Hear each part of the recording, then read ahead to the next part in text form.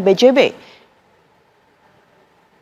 Komisi Pemberantasan Korupsi atau KPK memastikan akan memanggil mantan Gubernur Jawa Barat Ridwan Kamil sebagai saksi dalam kasus korupsi pengadaan iklan Bank Pembangunan Daerah Jawa Barat dan Banten (BJB). KPK meminta semua pihak untuk menunggu pelaksanaan pemeriksaan kasus tersebut.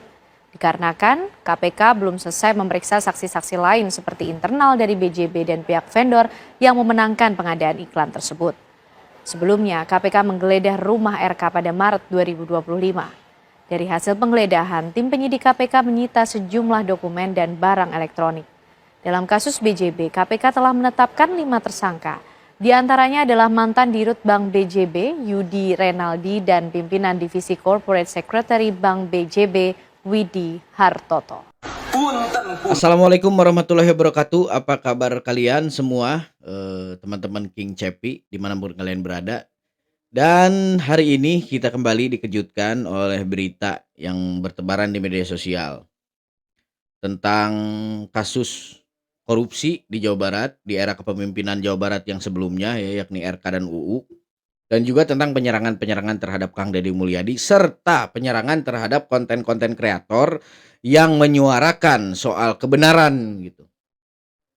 Jadi ya inilah ya yang sering terjadi gitu di dunia birokrasi kita. Di mana ada kebenaran mencuat ke permukaan, maka orang-orang munafik dan juga orang-orang yang selama ini menggarong uang negara itu ya nggak bakal tinggal diam. Mereka bakal melakukan segala hal gitu, bakal menghalalkan segala cara.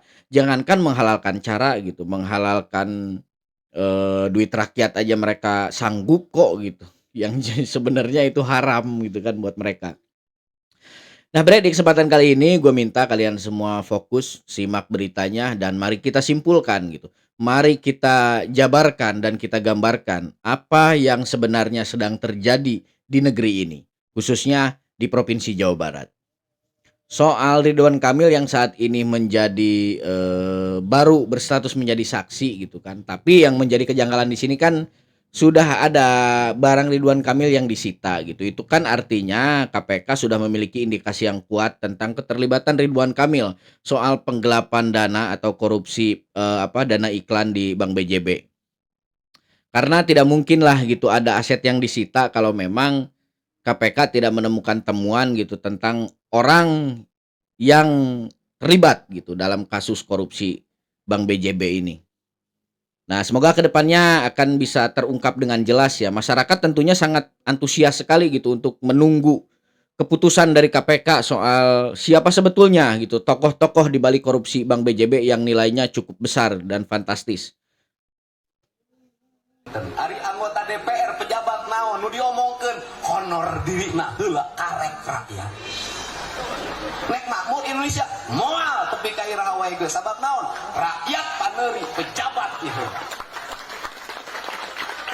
Moal saha anu pangsejahteraana pejabat jeung pegawai naik gaji tiap bulan naik tunjangan BBM naik menang teu karasa leutik. Ngomongin inflasi tengartian rakyat mah inflasi teh naon duit terlalu banyak beredar duit aing mah sakit. Nah, jadi dari pemaparan Kang Deddy Mulyadi ini cukup menjelaskan gambaran yang terjadi di negeri kita selama ini ya, Bre. Kang Deddy Mulyadi menjelaskan bahwa pejabat gitu yang mendulukan kepentingan pribadinya daripada rakyat itu nggak bakal bisa membuat Indonesia maju ke depannya. Tak hanya Jawa Barat ya, intinya di seluruh Indonesia. Yang mana kita tahu dan kita paham mayoritas masyarakat atau mayoritas pejabat di negeri kita itu ya pasti ngeduluin urusan mereka pribadi gitu dan keluarganya gitu. Semua orang kok rata-rata mayoritas yang jadi pejabat itu kan pengen memperkaya diri sebenarnya. Niat dari awal juga memang udah seperti itu gitu kan. Itulah intinya, kalau memang kita memilih pemimpin yang nggak tahu tujuan dia memimpin untuk apa, maka ya selamanya Indonesia bakal rusak gitu. Maka selamanya Indonesia bakal miskin. Perkara inflasi gitu. FYI, buat dulur-dulur gua dari dimanapun kalian berada yang nggak tahu tentang seberapa bahaya sih inflasi gitu buat kita sebagai masyarakat Indonesia. Inflasi itu kan penurunan nilai mata uang. Sebabnya apa? Sebab mata uang rupiah itu sudah membludak gitu. Jadi udah semakin banyak uang yang bertebaran gitu. Padahal kita rakyat ya mayoritas sebagian besar rakyat nggak megang gitu banyak uang. Hanya segelintir orang yang memegang uang tersebut dan dampaknya terjadi pada rakyat. Buat mereka inflasi itu nggak bakal ngaruh gitu buat para koruptor. Karena apa? Karena mereka memegang uang yang cukup besar gitu. Tapi ya buat kita yang memang sehari-harinya tukang buburuh, tukang upahan gitu kan, tukang kuli macul, tukang kuli nyeseh, tukang kuli nyuci. Nah itu sangat berpengaruh sekali gitu. Yang mana dulu uang 30.000 bisa dapat belanjaan satu kresek gede gitu, satu kresek berem. Dan sekarang nggak lagi gitu. Uang 30.000 cuma cukup buat odol sama sabun satu. Udah selesai gitu. Dan masyarakat ya tiap tahun bakal nanggung dari beban dari inflasi mata uang rupiah itu gitu. Jadi nah ini yang jarang kita sadari. Jadi kita taunya ya hanya korupsi gitu yang semakin masif dan terjadi di mana-mana di semua sektor gitu. Kita juga harus mikirin gitu dampak dari korupsi itu adanya inflasi yang memang inflasi cukup bisa membumi hanguskan gitu ekonomi negara, termasuk ya dampak besarnya ya kita ke masyarakat, terutama masyarakat yang masih hidup di bawah garis kemiskinan. Assalamualaikum, Sampurasun, Wilujeng Enjing, wargi Jabar. Semoga sehat selalu.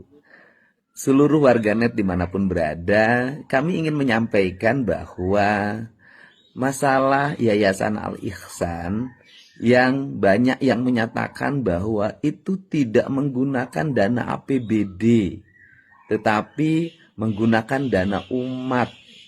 Nah, ini perlu saya koreksi ya. Tidak mungkin sebuah yayasan kepemimpinannya dipidana dengan tindak pidana korupsi kalau tidak ada unsur merugikan negara.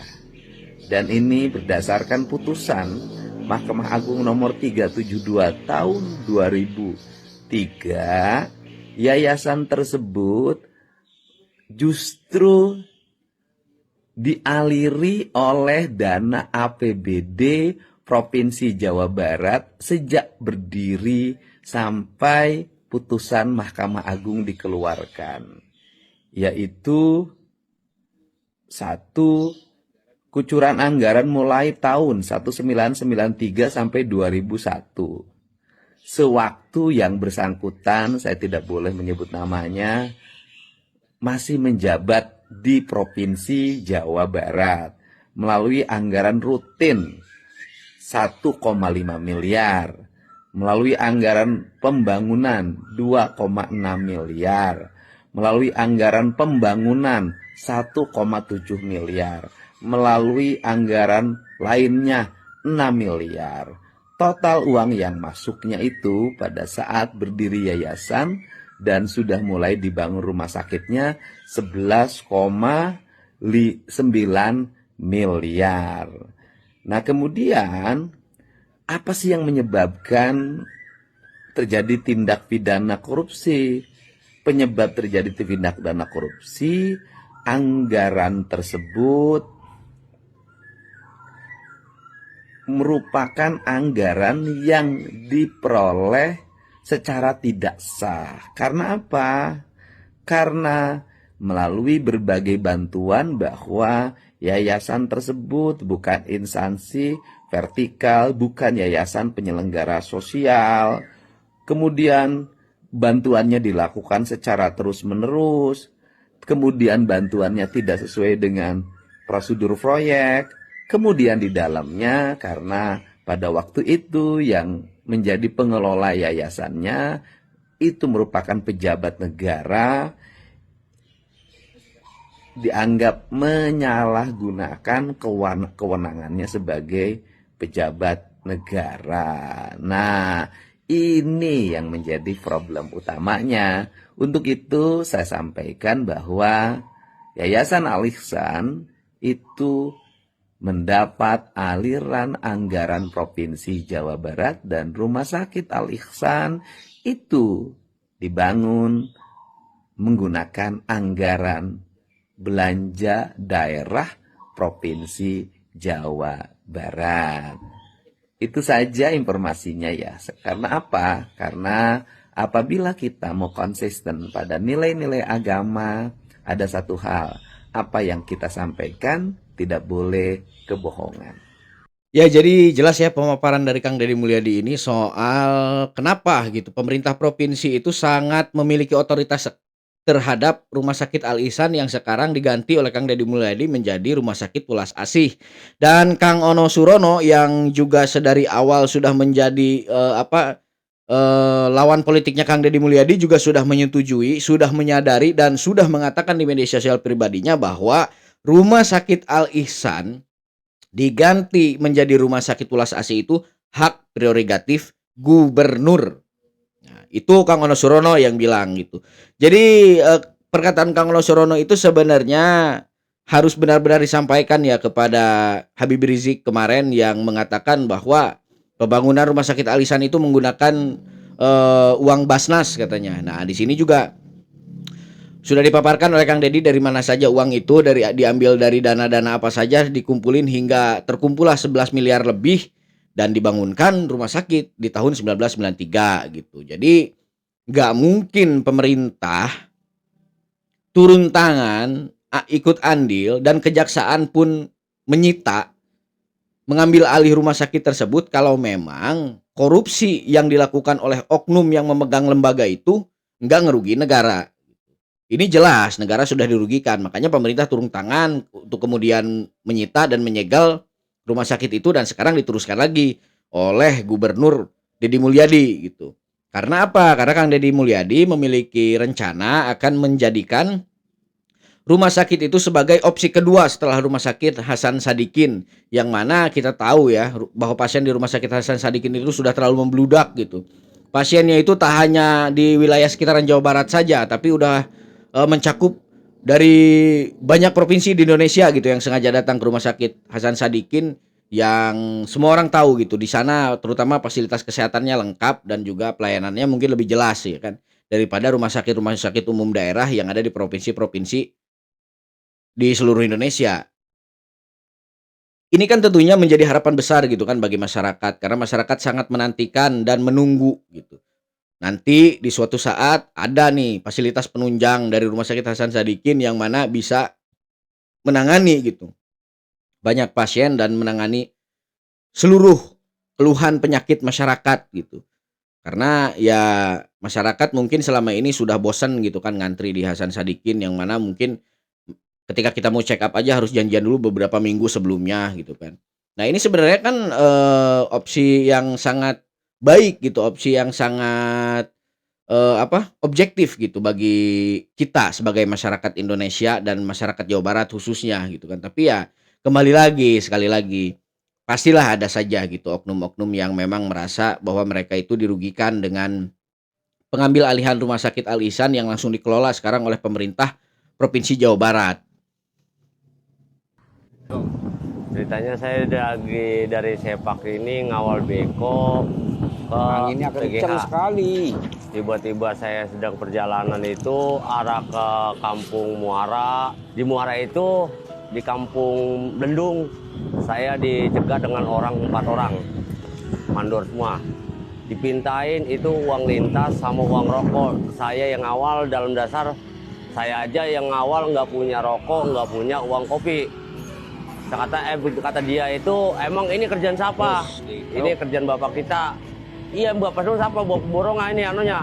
Ini kerjaan bapak Dedi. Atau bagian sini di Kata luar gitu. agak landai. Loh, kata dia Dedi mana? Dedi pemborong, dapat Dedi Ini kontraktor. tidak terlalu miring untuk di Bukan Dedi area pemborong, kok Dedi kontraktor. Ini kerjaan Dedi bapak aing. Itu. Kata dia, Dedi gubernur. Nah, Karena iya dia ini seperti permukaan bajunya tanah nih, kadang bajunya saya berbeda ya, pakai. gampang, ada yang Gua mudah kata punya longsor. bapak gubernur, Kalau udah dibikin jalan, terlalu jalan. tinggi Jadi juga kita suruh longsor. jalan. Dipintain uang rokok, uang kopi jadi kagak jadi. Alhamdulillah dengan bapak aing kita jadi lancar jalan perjalanan. Nah, Bro, jadi si abang ini cerita katanya dia ngelakuin pengawalan terhadap alat berat gitu kan yang akan mengerjakan sebuah proyek katanya dan di jalan dicegat lah oleh biasalah orang-orang yang nggak ada kerjaan dan memanfaatkan situasi gitu. Mereka singkat cerita mau malak si bapak ini. Nah, ketika bapak ini mengatakan bahwa proyek ini yang megang Deddy Mulyadi gitu. Jadi preman itu langsung takut katanya. Langsung lari kotar-katir. Ini kan menandakan bahwa Kang Deddy ini punya leadership yang cukup tinggi gitu. Jadi kepemimpinan Kang Deddy ini nggak disepelekan gitu buat termasuk oleh para preman gitu, termasuk oleh pegiat-pegiat premanisme di seluruh Indonesia. Karena sampai sekarang juga kita bisa melihat gitu arah manuver Kang Deddy Mulyadi ini sepertinya beliau kurang pro lah gitu terhadap hal-hal yang berbau premanisme. Itu artinya gitu bakal ada serangan-serangan juga terhadap Kang Deddy Mulyadi, bukan bahkan ada sih sebenarnya sekarang juga sudah banyak gitu. Udah mulai banyak serangan-serangan Kang Deddy Mulyadi dari segi premanisme gitu. Yang kemarin juga ya sempat sempat di video sebelumnya kita sempat melihat Kang Deddy Mulyadi ngamuk ya karena proyek pribadinya gitu. Dia ngebangun jembatan yang memang itu jembatan itu buat rakyat khusus gitu dari merogok kantongnya pribadi gitu malah diganggu oleh preman. Jadi dia ngamuk gitu. Bahkan ada beberapa oknum preman yang langsung dipidanakan oleh Kang Deddy Mulyadi. Jadi kegiatan-kegiatan semacam ini sebenarnya kan sangat memuaskan masyarakat ya, yang selama ini ya masyarakat yang tahu betul gitu kan, masyarakat yang melihat secara langsung gitu bagaimana kegiatan premanisme terjadi dan dilindungi oleh aparat negara. Ya yo jujur, dimanapun pasti ada gitu, banyak kok preman-preman yang dilindungi gitu, dengan bernaung ke sebuah lembaga gitu, entah itu LSM ataupun ormas gitu ya, dalihnya itu tadi gitu, menyelidiki ini anggarannya dari mana, ujung-ujungnya duit juga gitu. Udahlah. Kalau pun ada yang mau marah gitu dengan gue berstatement seperti ini, udahlah. Gue bilang itu oknum ya, oknum. Nggak semua, memang itu oknum gitu. Tapi itu berkesinambungan.